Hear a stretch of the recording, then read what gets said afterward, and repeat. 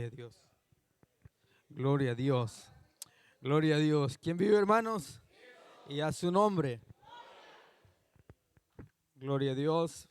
Vamos a esperar que no funcione este instrumento aquí. Gloria a Dios. Ahora sí. Amén. Vamos así, hermanos, a orar para que sea Dios bendiciéndonos. Que el Señor les bendiga a cada uno. Amén, buenos días. Sabemos que es el primer culto de este día domingo, que la iglesia se ha convocado para dar ofrenda de ayuno al Señor. Amén. Y estamos agradecidos que Dios nos ha dado la vida y agradecidos también por esos testimonios que se cuentan acá, que Dios siempre está al cuidado de sus hijos. Amén. Eso es algo maravilloso, hermanos. Sabemos que los tiempos que estamos viviendo son momentos es una temporada un poco difícil, pero sabemos que Dios siempre tiene cuidado y un propósito también con sus hijos. Amén. Así es que damos gracias al Señor. Vamos esta hermosa mañana a estar de pie y vamos a ir vamos a orar, hermanos. Le pido que allí en su oración le pida al Señor que me ayude, porque he estado como estos 15, 20 días con una situación, hermanos, de una fiebre ahí, tos y bueno, la tos como que no quería irse. Y yo decía, ¿será que la voy a hacer para el día domingo? Pero estoy confiando en el Señor, amén, que que logramos salir adelante hasta el otro lado. Gloria a Dios. Vamos a orar, que Dios nos bendiga esta hermosa mañana. Oramos, Padre que estás en los cielos. Agradecemos, Señor, tu amor y tu misericordia en esta hermosa mañana, por darnos la fuerza para haber llegado hasta este lugar, para adorarte, Señor, glorificarte, darte a ti la gloria, la honra y la alabanza. Señor, te pedimos que en esta hermosa mañana tú, oh Dios, nos bendiga, Señor, nos hables a través de tu palabra, Señor. Tú conoces la condición de cada uno, oh Dios mío, de los que estamos aquí y la necesidad, Señor. Ten misericordia, Señor, perdona, oh Dios mío, las faltas, errores, todo, oh Dios mío, y te pedimos, oh Dios, que bendigas nuestras vidas de una manera especial, Padre. Necesitamos que tú nos hables, Señor. Necesitamos esa palabra que sea como bálsamo, oh Dios mío, que sea la medicina a nuestra alma, Señor. En el nombre maravilloso de Jesús, nuestro Salvador, por quien te damos gracias, Señor amado. Amén y amén. Amén.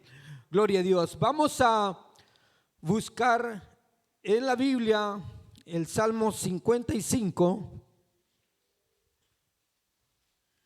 Vamos a buscar en la Biblia el Salmo 55. Es ahí. No sé si algún hermano Ujier pudiera hacerme el favor de traerme una botellita de agua que está ahí por donde estaba sentado, que se me olvidó, hermanos. Amén. Ahí la trae el hermano. Gracias, gracias. Oh, gracias, hermano. Mire, aquí abundaron. Gracias, gracias, hermano. Aquí le vamos a dejar una extra al que siga después. Amén, amén. O si quiere, hermana Vilma, aquí está, por si la ocupa usted también ahí. Gracias, gracias. Gracias, perdón, hermano, pero en este momento es muy importante que me esté ahí listo. Amén. Vamos a leerlo en el Salmo 55, verso 22. Vamos a leer un pasaje muy especial, reconfortante y que va a ministrar nuestras vidas. ¿Lo tenemos? Salmo 55, verso 22. Dice así: echa sobre Jehová tu carga y él te sustentará. No dejará para siempre caído al justo. Una vez más lo leemos: echa sobre Jehová tu carga y él te sustentará. Amén. No dejará para siempre caído al justo. Amén. Tenga la bondad de sentarse, hermano.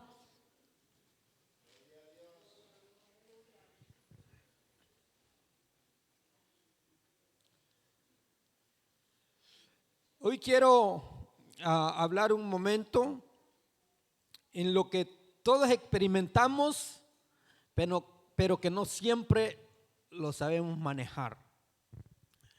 Es algo, piense conmigo en esto.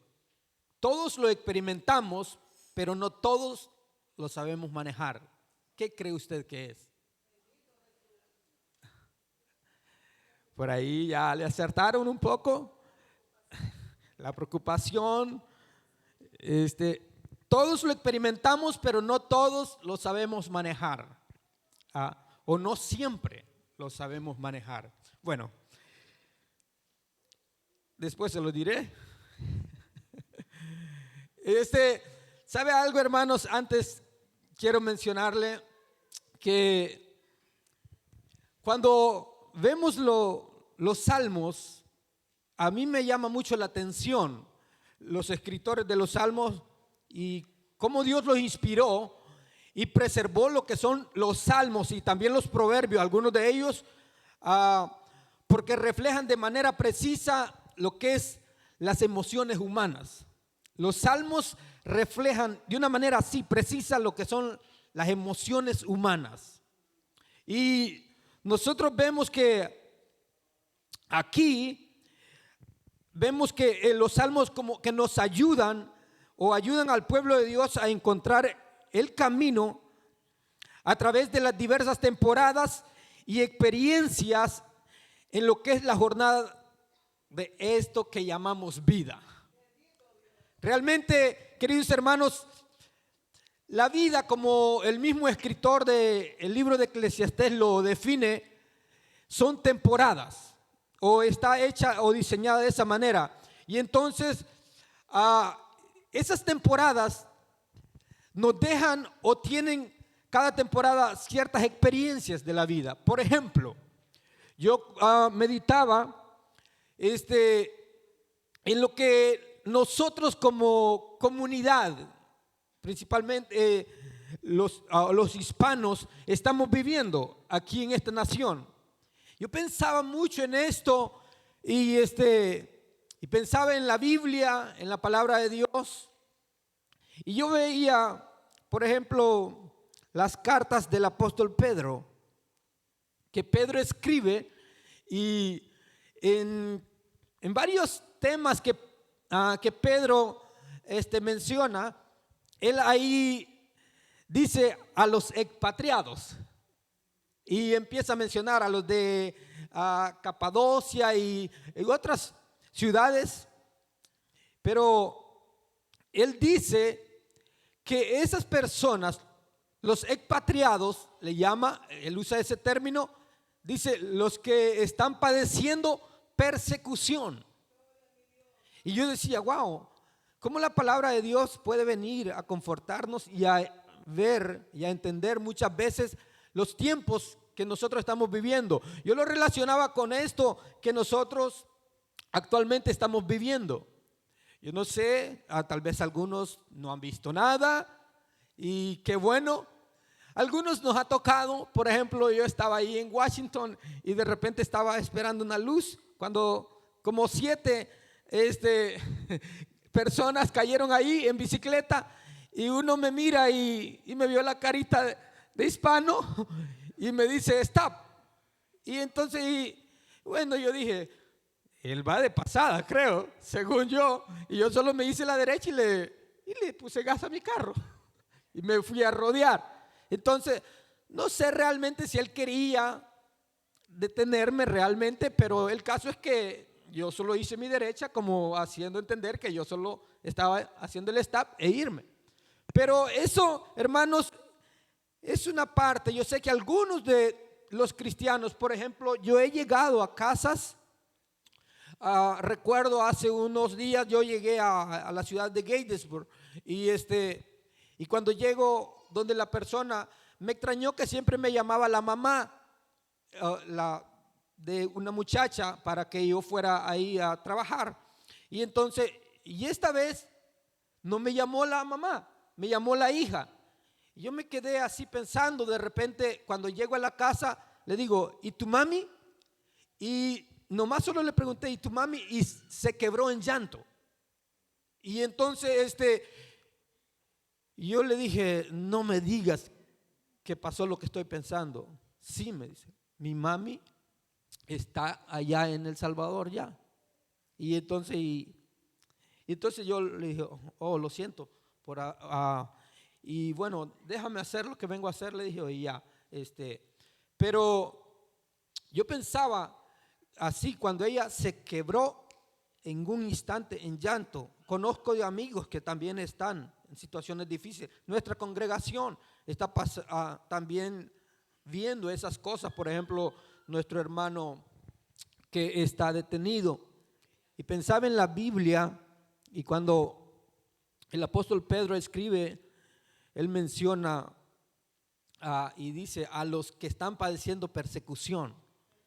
Y quieras o no, hermanos, como que la han agarrado con nosotros. Pero, y eso causa muchas cosas en lo que es las reacciones del cuerpo humano. Eso causa situaciones difíciles.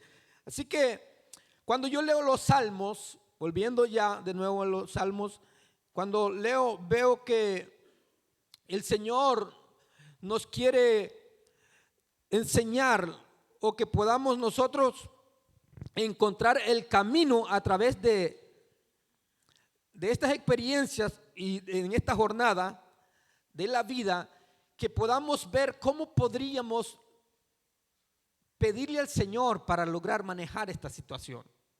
Esto es lo importante, cómo podríamos manejar. Hay cosas que están fuera de nuestro control, literalmente, pero hay cosas que también nadie de esta tierra las puede controlar, solamente el de allá arriba, porque es el que tiene todo el control en todo. Y yo veo cuando David escribe acá unas expresiones de lo que es el sentir de David, el sentir humano. Por ejemplo, los salmos mencionan o describen lo que es el sentir del gozo en una persona.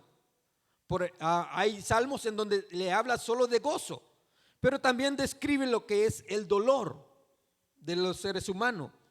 También el salmo describe también lo que es cuando una persona entra en depresión, pero también describe cuando están llenos de júbilo. Y también vemos que los salmos describen cuando una persona se siente caminar en tinieblas, pero también cuando una persona se siente caminar en lo que es la luz. Eso es lo que describe los salmos. Y hay un proverbio que a mí me llama mucho la atención siempre que lo leo, y es el proverbio 27-23, que ahí yo me llama bastante la atención, y dice así, mire: sé diligente en conocer el estado de tus ovejas y mira con cuidado por tu rebaño. Mire, aquí dice, mantente al tanto. La Nueva Traducción Viviente dice, mantente al tanto del estado de tus rebaños y entrégate de lleno al cuidado de tu ganado. Y yo decía, wow, a primera instancia, Dios está al cuidado de sus ovejas. De eso no hay duda. Y realmente, ¿quién más diligente que nuestro Dios? La Biblia dice que Él tiene cuidado aún hasta de los pajarillos allá afuera, que Él se encarga de eso.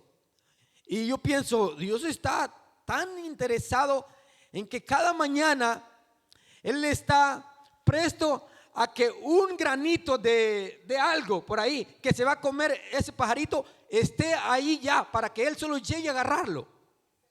Y yo, si Dios es un Dios tan cuidadoso, también Dios está al cuidado de sus hijos. Dios, queridos hermanos, está interesado en que a nosotros siempre nos vaya bien. Y el proverbio significa ser atento y cuidadoso con las situaciones. Atento y cuidadoso con las situaciones. Se refiere a la importancia de vigilar de cerca y con atención. Mire, esto es también como algo importante para que los líderes, tanto pastores, líderes de células, supervisores y todo, siempre estén al pendiente. Hay líderes, hermanos, que, por ejemplo, en las células, hay líderes que lo único que están pendientes es de que lleguen a su célula. Algunos, a otros ni, a eso les vale también, a otros a mí me vale que sí. Y hay líderes que no, están muy pendientes de su grupo. Y el proverbio dice: sé diligente en conocer el estado de tus ovejas. La pregunta es: ¿qué tan diligentes somos nosotros para cuidar? Algunos de los grupos, hermano, lo único que tal vez podrían tener son quejas de su líder. Otros lo que pudieran tener son palabras de halago y de gratitud y decir: no, wow, mi líder, mi respeto para ese hombre, está pendiente. Si me enfermo, él me llama, hermano, en algo le puedo servir, puedo hacer algo, hay algo que esté a mi alcance para poder llevarle. Como por ejemplo, yo le dije a alguien esta semana: yo no creo predicar con esta tos que he estado pasando. Le dije: no se preocupe, me dijo, ya vamos a hacer algo. Y pum, me llevó un frasco de entonces, para que se mejore. Y entonces yo digo: wow, es diligencia. Entonces, y como le digo, eso aplica tanto en las reuniones de célula como en las congregaciones. Hay pastores, hermanos, que le agarraron a un miembro y no quieren saber, no quieren asomarse. Y si la situación de documentos está pues no muy bien, pues es entendible. Pero hay quienes no, hermano. Y la Biblia manda a que esas personas sean diligentes en conocer el estado. Y lo que estamos viviendo, nosotros en este tiempo, nos causan situaciones bien complicadas. Por ejemplo, lo que le mencioné, situaciones que todos experimentamos y que no siempre las sabemos manejar. Eso se le llama estrés. El estrés. Ahora, usted preguntará, y de eso es lo que yo quiero hablar un poco hoy, del estrés. Entonces, tal vez usted se preguntará: ¿la Biblia habla del estrés? ¿Hay alguna palabra? Y realmente no. La Biblia, así literal, estrés no es una palabra bíblica. Es más, yo la estuve averiguando un poco y dice que la palabra estrés es un dato nomás, tiene su raíz en el latín de strictus. Como usted sabe la palabra estricto, ¿no? Alguien que es así bien. Bueno, acá en el latín dice strictus, que significa apretado o estrecho. Ese es el dato. Sin embargo, en el contexto moderno, el término se popularizó en el ámbito de la psicología y la fisiología a principios del siglo XX. Ya se hizo popular lo que es la palabra estrés a principios del siglo XX. Fue el endocrinólogo Selye quien lo definió y popularizó en la década de 1930. Dice que eso se hizo popular al estudiar la respuesta del cuerpo humano ante situaciones de alta tensión. Situaciones de alta tensión. Así que vemos nosotros que a medida el tiempo ha ido pasando, se ha ido desarrollando a lo largo de más de un siglo, eso de lo que es la palabra estrés. Y como le digo, la realidad es que no hay referencia bíblica que utilice esa palabra estrés. Así, literal, no aparece en la Biblia, no lo vaya a buscar. Tampoco piense que es pecado o que es malo hablar de esto, porque hay cristianos que dicen, ¿de qué es lo que vino a hablar el hermano? Hubiera hablado del Lázaro y el rico que se fueron al infierno y que el otro estaba allá. Pero esto es importante, y como le mencioné y leímos el proverbio, dice: sé diligente en conocer el estado de la congregación, de la célula, de cada miembro. Y yo no le estoy hablando desde un punto de vista, querido hermano, que eso me lo he aprendido. Yo, igual que ustedes, estoy viviendo la misma situación. Y yo voy a la Escritura, y como hijos de Dios que queremos educar e informar nuestra vida por la palabra de Dios, nosotros necesitamos saber si la Biblia toca estos temas también. Como nuevas criaturas tenemos que saber también qué es lo que la Biblia dice. Pero como le digo, no aparece en la Biblia, pero no significa que la Biblia no considere lo que llamamos o que se llama estrés. Y necesitamos tener una definición de lo que es el estrés con lo que es lo revelado en la palabra del Señor. Acá dice que esta palabra estrés dice que es un término utilizado para referirse a la presión ejercida sobre un objeto, a la presión ejercida sobre un objeto. Piénselo, presión ejercida sobre un objeto o sobre un individuo. Todos quizás, o muchos, tal vez no todos, pero muchos estamos viviendo bajo presión en este preciso momento. Y si usted dice: no, hermano, yo no siento presión, gloria a Dios por usted, hermano. Quisiera ser esa persona, pero yo personalmente, y no es por lo que puede estar pasando allá afuera únicamente, porque hay presiones de diferentes tipos. Algunos están pasando presión porque la familia de ellos tiende a desquebrajarse en pedazos. Algunos porque los hijos ya entraron a la adolescencia y ellos saben que ya entrando de 12 hacia arriba ya no les quieren hacer caso para nada. Ya creen que ellos lo saben más que los padres. Y eso le causa presión. Algunos, hermanos, porque se han atrevido a emprender negocio y sienten que como que eso no camina muy bien. Y sienten que puede haber pérdidas grandes. Y entonces hay bajo presión, hay presión. No lo sé si hermano Héctor, el pastor, se sentían bajo presión cuando sabían que mensualmente había que mandar un pago de intereses que el 12 o 14% por ahí mensual, y sabiendo que también había una deuda con algunos hermanos de la congregación y con el prestamista allá, y que eso tenía que estar ahí. Aunque obviamente los hijos de Dios caminamos por fe, pero también en la obra del Señor se necesita fe y se necesita feria. Porque sin eso no camina. Yo siempre, y yo no sé, perdón pastor si esto le llega a usted, pero no lo sé, pero hay pastores que dicen: lárgate con tu diezmo, lárgate con tu ofrenda, no necesito. Y yo personalmente digo: tú necesitas de eso, porque si no se ofrenda, si no se diezma, la obra de Dios no avanza. Yo diría lo contrario: no te vayas, porque yo necesito que tu diezmo y tu ofrenda venga para que el reino de Dios avance y la palabra de Dios corra y sea glorificada.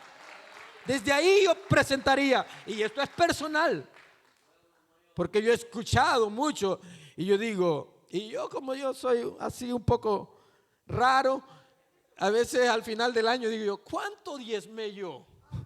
¿Cuánto ofrendé? Por ejemplo, yo tengo cierta cantidad ya en mi mente de cuánto ir ofrendando cada semana, cada mes, y al año ya prácticamente tengo una idea de cuánto. Entonces yo digo, ok, fue tanto. Ayudar, y ¿ayudó esto en algo en la iglesia? Digo yo. Si no lo hubiera dado, probablemente también la iglesia hubiera salido adelante. Pero Dios quería que yo me involucrara. Dios quería usarme en esa área. Y Dios quiere que la obra de Dios vaya caminando. Bueno, y como le estaba mencionando, no lo sé realmente si el pastor y el hermano Héctor se sentían bajo presión cuando ellos sabían que mensualmente tendrían que enviar ese pago y que tenían también una deuda que saldar con ciertos hermanos de la congregación. Entonces, ahí es, como le digo, estar bajo presión. ¿Y qué significa estar bajo presión? Es caer en una situación estresante. Eso estresa.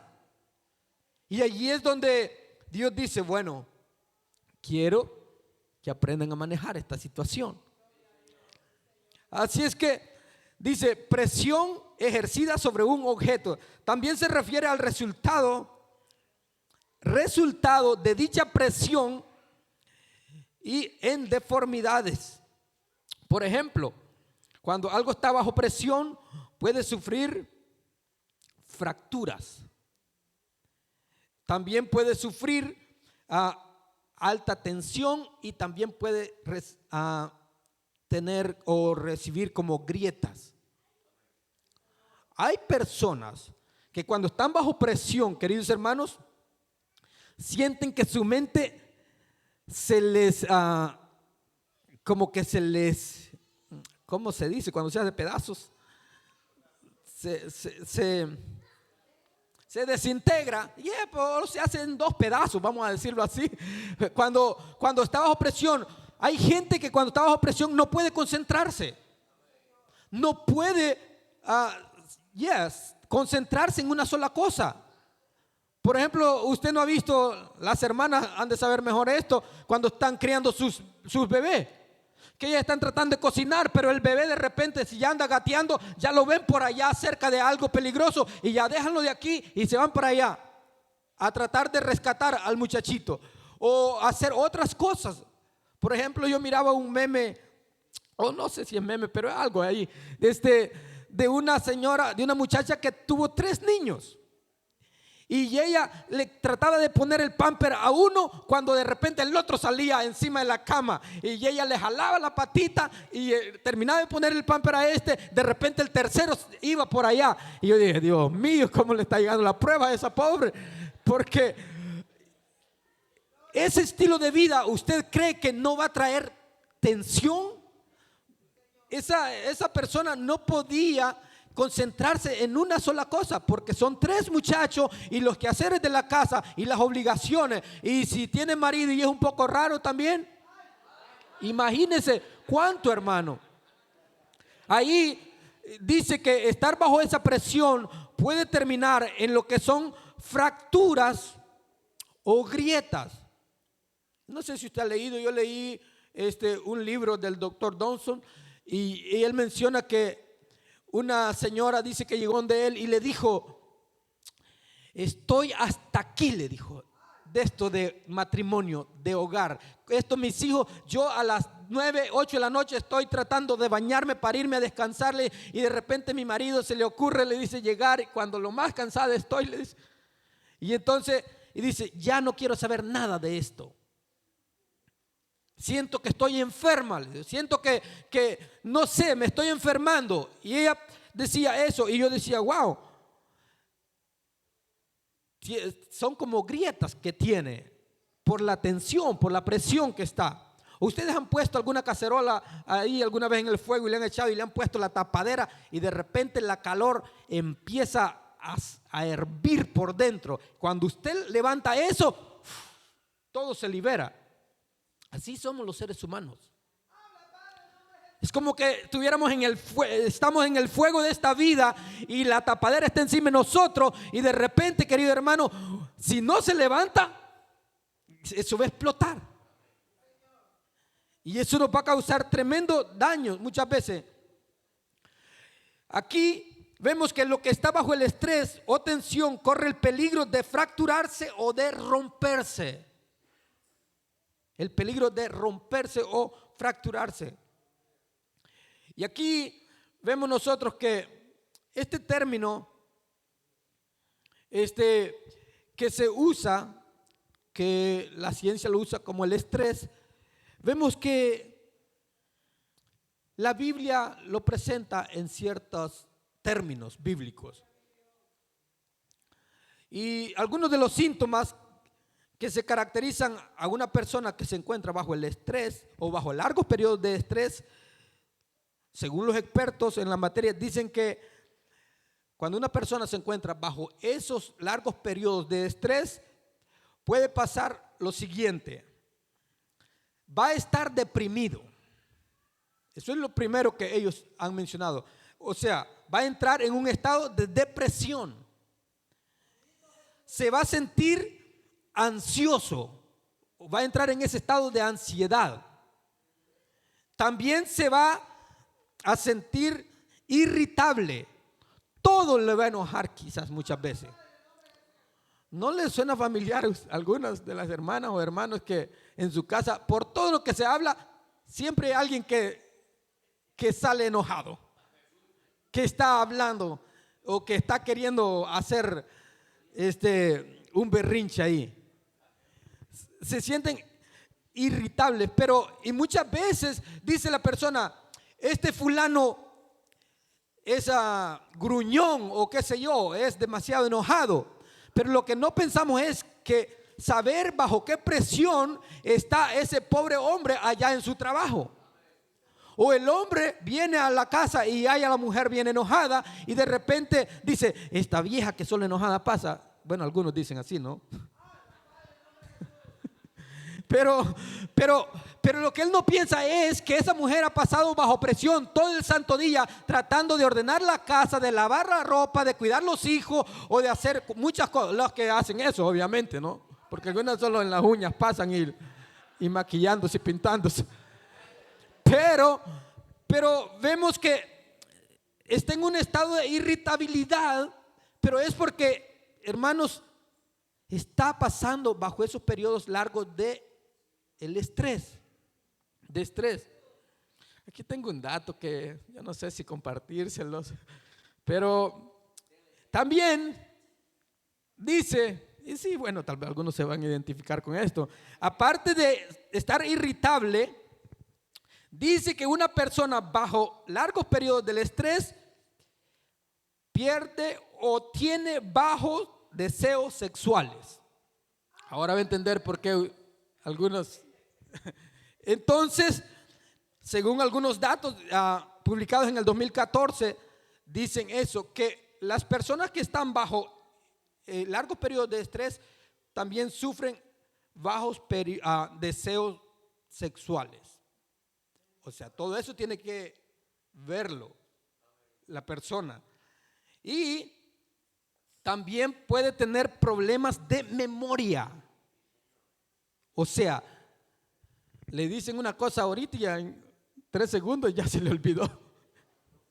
¿Y qué es lo que me dijiste vos? Le dice. ¿Y qué es lo que dijo mami? Le dice. ¿O qué es lo que dijiste, hija o hijo? ¿Por qué? Está bajo esa situación. Y ahí es donde dice problemas de memoria, problemas de concentración.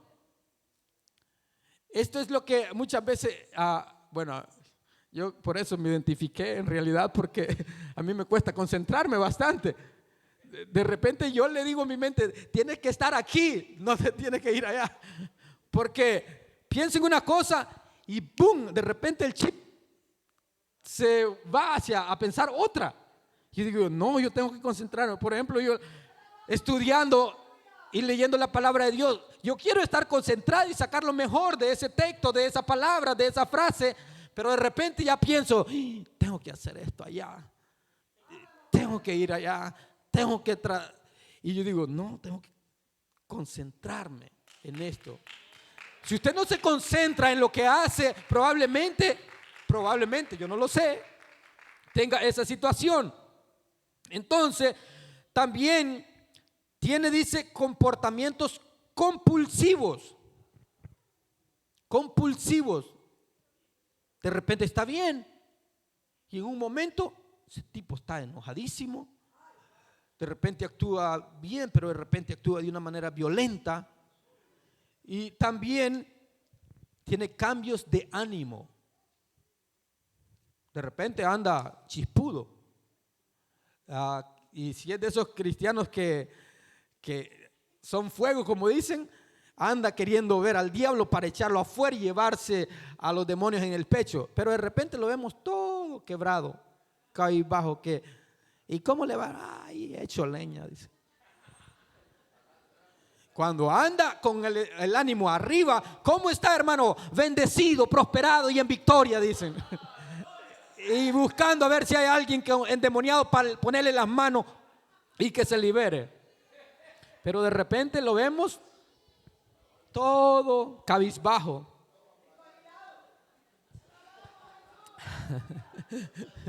Entonces, vemos que tiene esos cambios de ánimo. Cada uno de estos fenómenos tiene referencia bíblica que podemos encontrar en la Biblia. Imagínense, hermano, lo podemos encontrar en la Biblia. Y aquí es donde nosotros vemos los términos bíblicos que se usan para identificar las presiones externas de la vida. Se describen describe las diferentes tensiones que un hijo o hija de Dios pueden enfrentar en cualquier momento. Un hijo o hija de Dios pueden experimentar en cualquier momento de la vida. O sea, que seamos hijos de Dios no nos exime, no estamos exentos de que no vamos a entrar en situaciones así. Por ejemplo, Pablo en el capítulo 4 y versículo 11 y el verso 11 de Filipenses habla de algo. 4:11 de Filipenses, y mire cómo dice: no lo digo, dice, como dice, no lo digo porque tenga escasez, pues he aprendido a contentarme. Ok, todo eso está bien, pero lo que me llamó la atención a mí es la última frase. Como dice, cualquiera que sea mi situación. O sea, Pablo habla en la carta a los Filipenses de situaciones, y no solo de una, habla de diversas. Cualquiera que sea mi situación. Aquí el texto lee que hay situaciones en la vida de nosotros, los seres humanos, que muchas veces nos van a hacer caer y estar bajo presión, bajo tensión. ¿Se le hace familiar a usted, tal vez, si usted está rentando alguna casa y de repente le acortaron las horas en su trabajo, y usted dice, Dios mío, no voy a sacar las 40 horas, y es la semana donde se tiene que colectar lo de la renta o el mortgage que paga? Porque si usted debe una casa, pues no es suya en realidad, eso es del banco, solo que le está dando la oportunidad para que esté ahí abrazado con ellos por 30 años. Ya, porque eso es estar abrazado con el banco por 30 años. Si usted creía que era su casa, espérese que llegue a los 65, 62 para terminar de pagarla, si no se pone las pilas. Entonces, pero después de eso, ¿cómo se siente ese cristiano, esa persona? Bajo presión. Algunos dicen, y Dios mío, ¿y qué decir si le dicen, por ahora no hay mucho trabajo, le va a tocar estar descansando una semana o un mes en su casa? Hermano, como que el mundo se va cayendo en pedazos. Es cosas de la vida. Acá, entonces Pablo habla de situaciones. Le habla ahí. Aquí, el llamado es, queridos hermanos, a pedirle al Señor que nos ayude a contentarnos, cualquiera que sea la situación. Eso es lo que debemos de hacer. Algunos cristianos pues les enseñan que confiesa lo que estás en victoria y todo eso, pero en realidad lo que está viviendo es una vida diferente. Son situaciones que está pasando que no las puede evadir. Pero el llamado es a pedirle al Señor que nos ayude para poder lograr entrar en contentamiento, a contentarnos y aprender. Mire que es bien llamativo que dice aprender. He aprendido, dice. O sea, es algo que no lo traemos ya encajado ahí, sino que se aprende. Así como aprender a leer y a escribir, como aprender a manejar un vehículo, como aprender a hacer otras cosas. O sea, es algo que tenemos que pedirle al Señor: ayúdame a poder aprender, Señor, a contentarme en esta situación actual que me ha tocado padecer o me ha tocado vivir. Dame la fuerza y ayúdame a aprender. Ese es el llamado de pedirle a Dios. Santiago en el capítulo 1 y el versículo 2 lo habla de esta forma.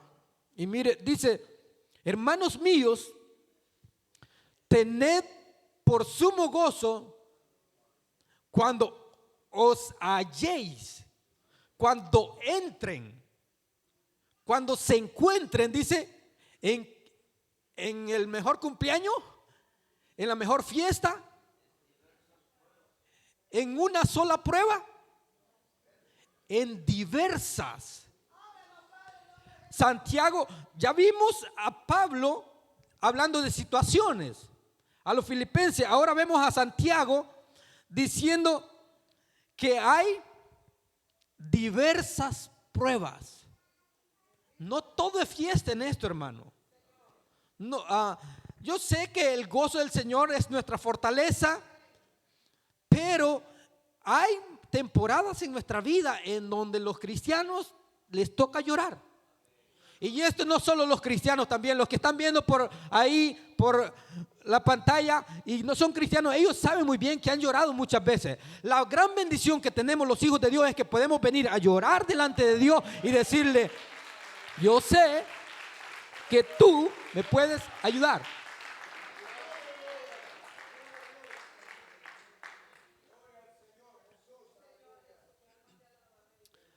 Y aquí es donde habla Santiago de diversas pruebas, pero dice: tened por sumo gozo. O sea, también tenemos que pedirle al Señor: ayúdame a poder encontrar y a experimentar gozo en medio de estas pruebas. Y eso es lo que debemos de hacer como congregación.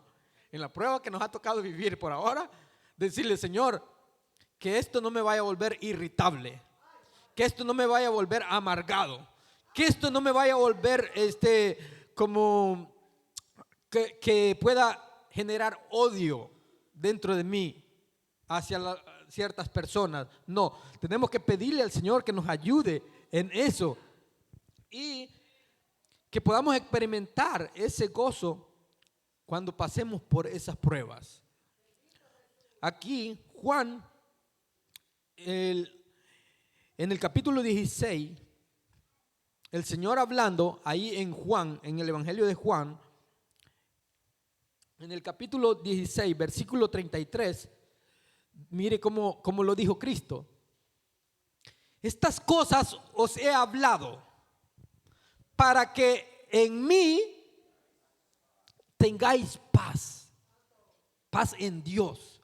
Dice: en el mundo, dice, tendréis aflicción, pero ¿cómo dice? Pero confiad. Poné la confianza en mí. Yo he vencido al mundo. Pero aquí habla de confiar en el Señor. Estas cosas os he hablado para que en mí tengáis paz, dice. Mire, el salmista también en el Salmo 86 y el versículo 7 nos menciona algo más. En el Salmo 86, mire qué es lo que experimentó el salmista ahí. O mire qué es lo que tenía en mente: en el día de mi angustia. Y por eso le mencioné al principio que los salmos son ricos, hermano, para darnos a entender lo que es la gama de las emociones que el ser humano pasa. Aquí dice, aquí el salmista habla de la angustia. ¿Alguna vez usted ha llegado ahí, a esa situación de angustiarse? Cuando sabe que tiene un diagnóstico médico y como que ve oscura la situación. Y de repente le dicen, ¿sabes qué? Esta es la única salida y si no se logra, es mejor que te vayas despidiendo de tu familia. Es mejor que vayas arreglando las cosas con tus hijos. Porque esa es otra cosa, hermano. A propósito, si usted tiene su terrenito ahí y tiene sus hijos, hoy que está bien de su cabecita, que puede pensar, arréglelo y ya déjelo ahí. Con una cláusula diciendo, esto no tiene validez hasta que ya esté en el ataúd yo. Porque si no, eso la pueden sacar y lo pueden sacar a usted. Pues claro, pero porque si no lo hace después cuando se mueren, después dejaron el pleito entre los hijos. Y a veces ni es mucho para, por ejemplo, los hispanos que tuvieron 10, 12 hijos y un pedacito tan pequeñito que no saben qué hacer con él porque son más hijos que terreno. O una casa. No, usted no ha vivido eso, no lo ha visto. Yo lo he visto y digo yo, ¿y cómo se lo van a repartir si ese es un equipo de fútbol completo? Digo yo, o una tribu, para sonar más cristiano. Y entonces, pero y el pedacito no aguanta pues para alargarlo. Si lo parten en pedazos, un pie cada quien va a tocar poner ahí. Y siempre en la familia van a haber unos que nunca van a estar de acuerdo con los otros. Y van a decir, yo no te doy la firma para que eso no se arregle. Yo me llamo igual que bueno, a mí me pusieron el nombre igual que mi papá y yo siempre molestaba a mis hermanos. Les decía, si la gran ventaja aquí, les decía, es que yo llevo el nombre y como ahí en la escritura dice el nombre de mi papá, así que eso aquí está, el nombre mío está ahí. Entonces, y así pero obviamente no hemos peleado por nada, ni creo que se llegue a eso, pero lo mejor es que usted trabaje para que haga sus propias cosas. Eso es lo que debe de hacer. Para no andar dependiendo y esperando herencia. Que la casa de mi papá, que la casa de mi mamá, que el terreno, que el carro, que todo eso. No. Como dijo Pablo, estas manos me son testigas. Que yo he trabajado, decía él. Entonces, de esa manera, hay personas, hermano, que han entrado en lo que es angustiarse por diferentes situaciones de la vida. Y entonces, aquí es donde entra lo que es,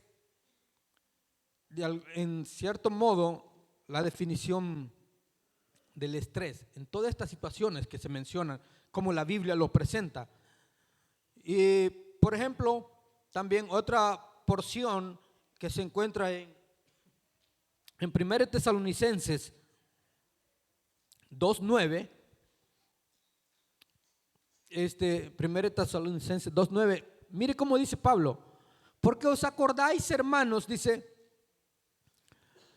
de nuestro,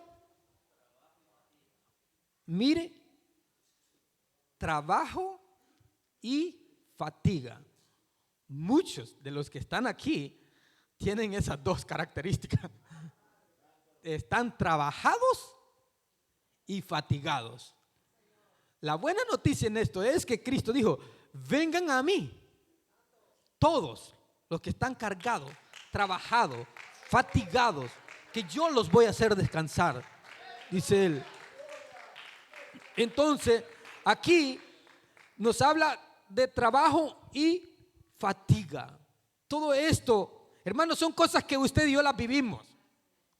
Si no las ha vivido, pues yo no sé por qué, pero esto es algo que nosotros vivimos en algún momento de nuestra vida. Aquí, 2 Corintios 8:2, también nos habla. Mire, ¿de qué nos habla? Dice que en grande prueba de tribulación. Mire, Pablo ahí menciona lo que son pruebas y tribulaciones. ¿Alguna vez usted ha estado en prueba? En tribulación, en angustia, en fatiga, en trabajo. Esas son cosas familiares que nosotros las vivimos en carne propia.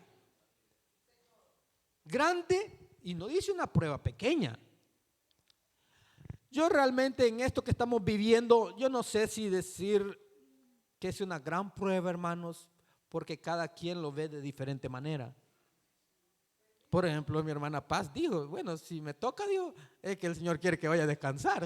Ella estaba pensando en relajarse ya. O sea, casi yo lo tomo también de la misma forma y digo yo, no, si me toca, digo, yo solo le oro, tengo una petición delante del Señor y le digo, solo permitime esto y ya después si va a pasar, que pase, porque yo ya me voy y le voy a dar con todo allá. Entonces, pero muchas personas lo ven de diferente forma. Para otros no. Por ejemplo, los que tienen su familia establecida aquí y sus hijos, eso es mucho más duro, hermano. Pero cada quien lo maneja de diferente forma.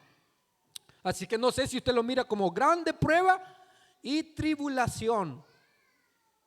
Aquí, por ejemplo, además en el capítulo 12 y verso 10 de 2 de Corintios, siempre en 12, 10 de 2 de Corintios, dice Pablo, mire, por lo cual por amor a Cristo me gozo en las debilidades, en afrenta,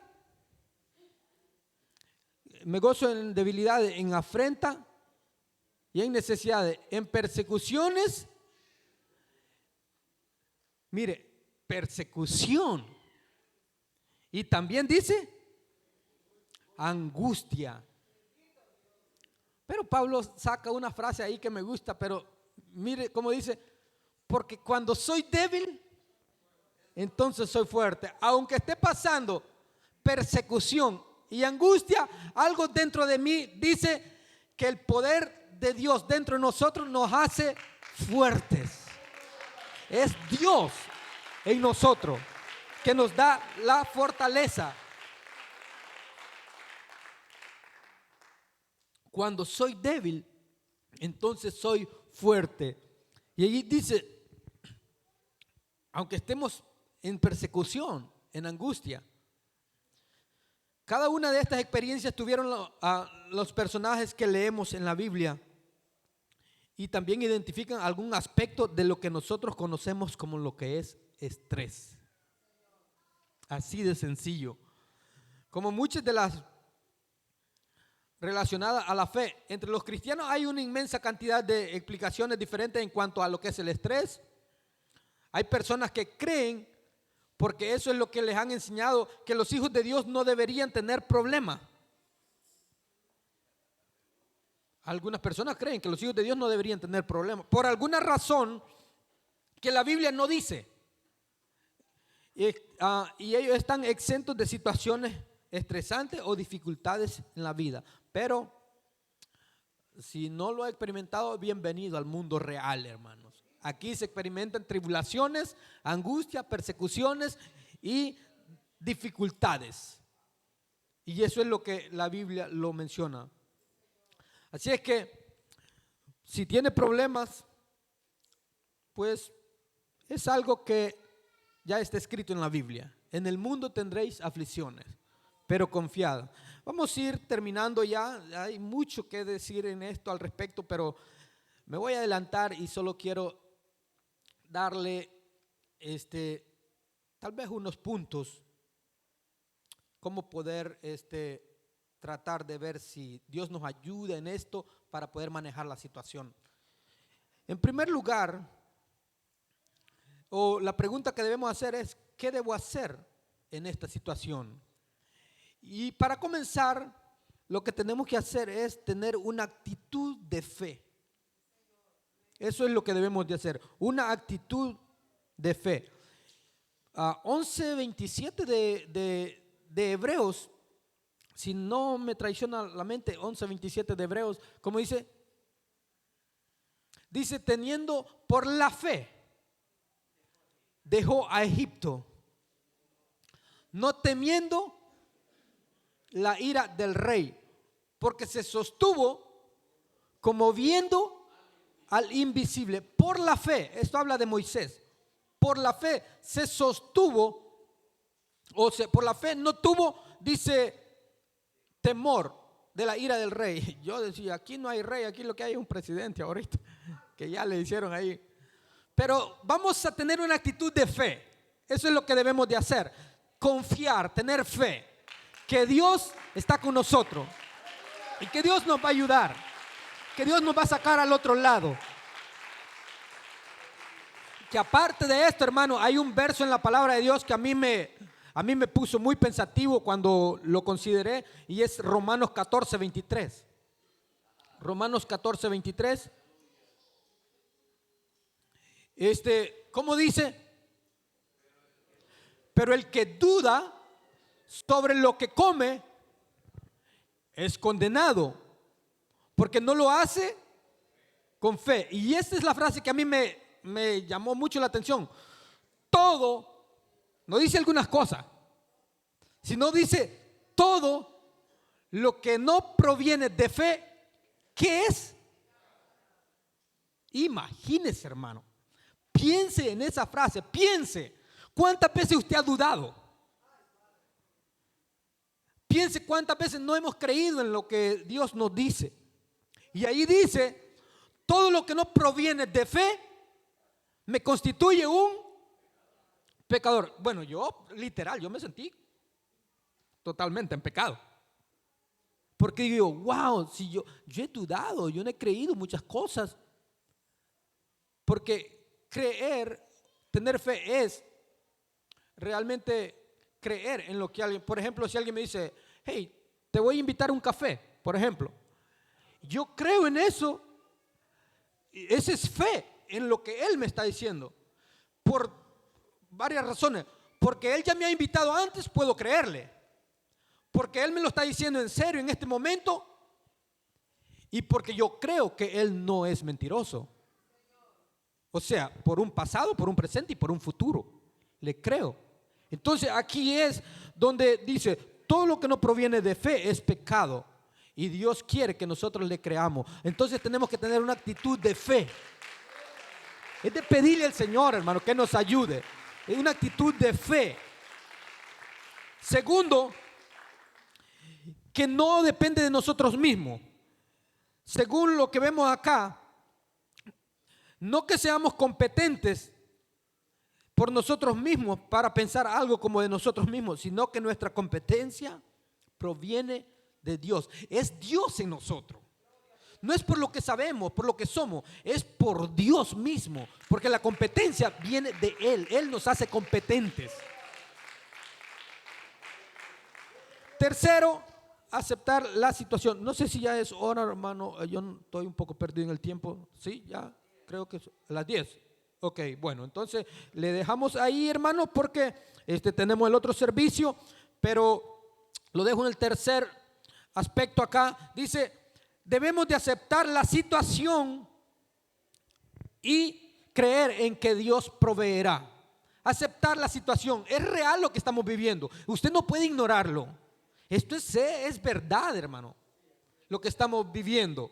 Y aceptar la realidad. Decir, ok, lo acepto, pero voy a tener una actitud de fe. Voy a creerle a Dios. Voy a confiar en Él. Lucas 22:42. Lucas 22:42. ¿Qué dice?